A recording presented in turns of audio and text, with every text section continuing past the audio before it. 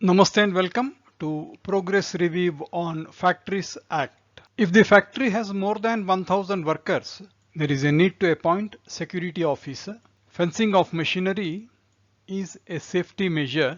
For every 150 workers, there should be an easily accessible and fully maintained first aid box. Every 14 months, there should be a whitewash or color wash done in the factory premises. Cool drinking water during hot weather has to be provided for separately the moment the number of workers is 250 and above. Canteen also should be provided and maintained by the occupier. The staff strength is 250 and above.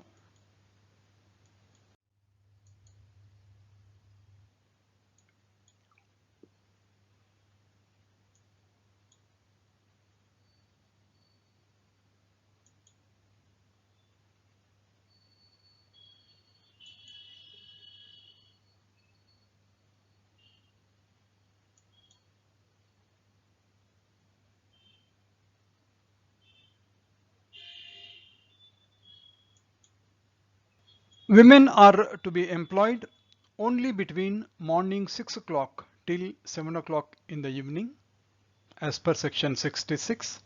No woman employee to work other than between these 2 hours. Female child aged 14 and above allowed to work between 8 a.m. and 7 p.m. Creche to be maintained for usage of children under the age of 6 years where their mothers are working, and the number of women should be more than 30. An adolescent worker is one who is 14 years plus. Only when he crosses 14 years, he is eligible to work. No child means one who is above 14 is allowed to work unless he has completed 14th year. A child who has completed 14th year, he should have a certificate of fitness, and that certificate of fitness has to be kept in the custody of the manager where the child is working. It is a mandatory requirement.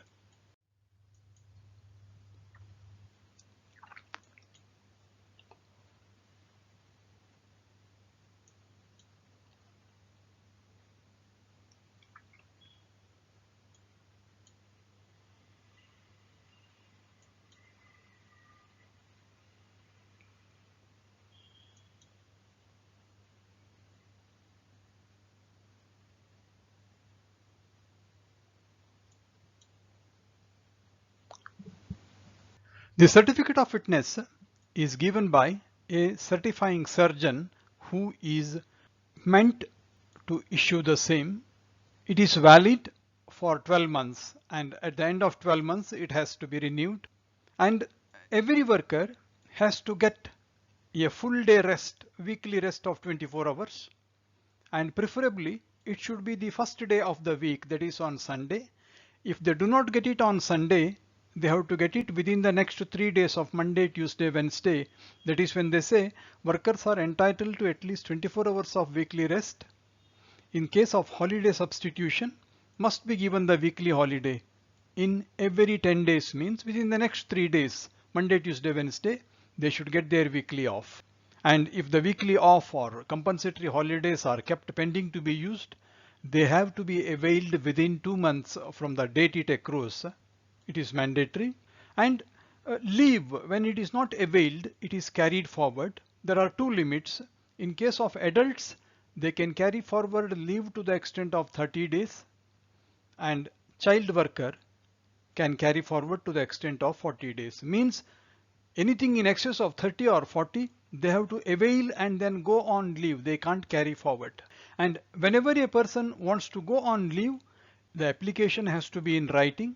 It should be made to the manager of the factory, and it should be made at least 15 days before the date on which the leave is to begin, and worker has to make the application.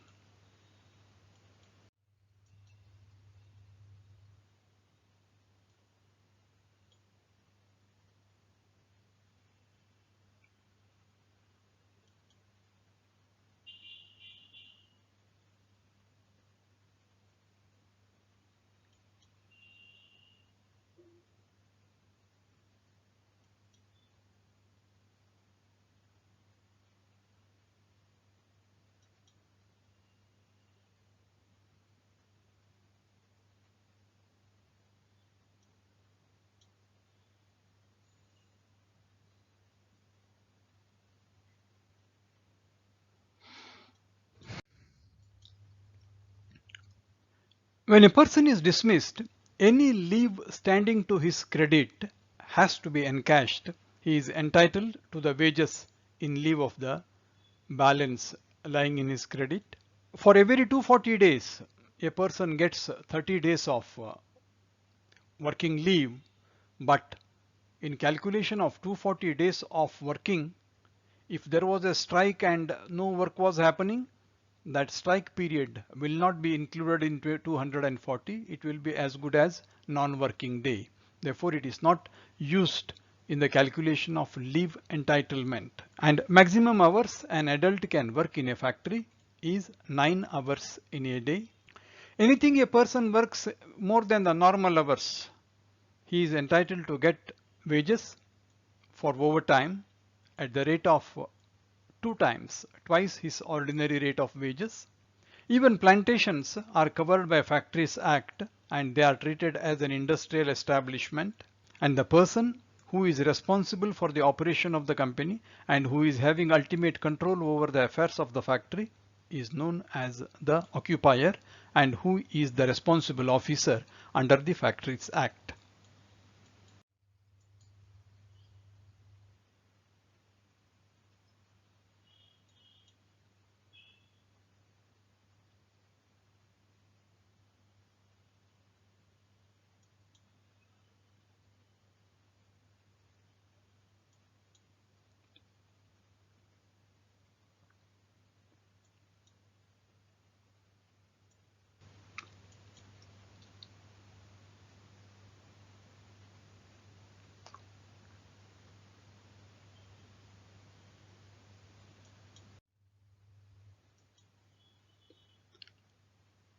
People in a factory work in different shifts and they are termed as relays. Two or more sets of workers carrying out the same task in different periods, means different shifts, are termed as relays under Factories Act.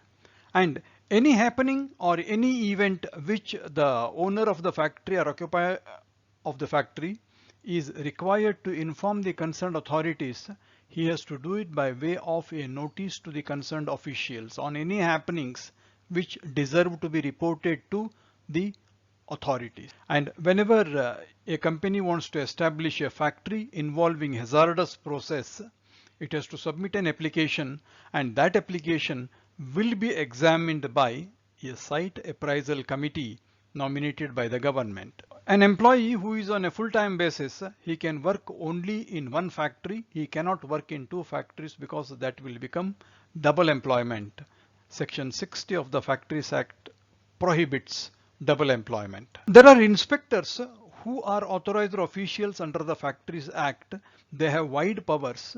They can enter into any place of factory. They can make enquiry into any accident which has happened inside the factory. They can seize and take copies of any document which they require and which is available in the factory. And it is obligatory on the part of the occupier of the factory not to obstruct the inspector. Anyone who obstructs an inspector attracts penalty which is prescribed in the Factories Act.